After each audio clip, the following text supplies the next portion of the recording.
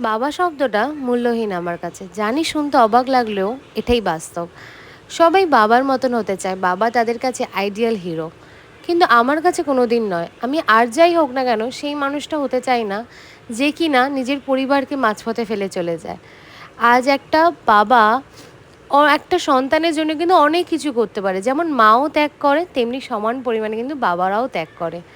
আমার ক্ষেত্রে হয়তো গল্পটা অন্য। কিন্তু হ্যাঁ, আমি আগে খুব মন খারাপ করতাম যে আমার বাবা নেই।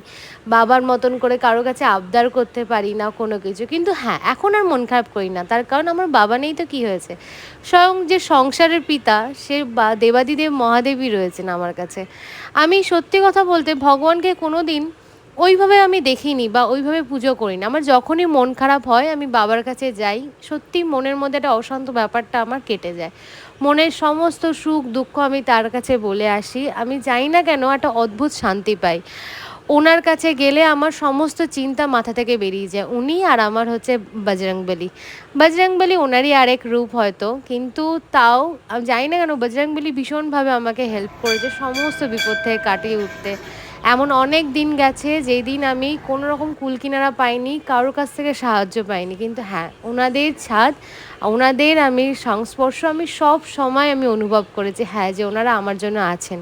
তাই এই ভূতনাথ জায়গাটা না আমার কাছে ভীষণ স্পেশাল। যখনই মন খারাপ হয়, যখনই মনটা ভারী লাগে, সোজা টুক করে চলে যাই বাবার কাছে গিয়ে দর্শনটা করে আসি।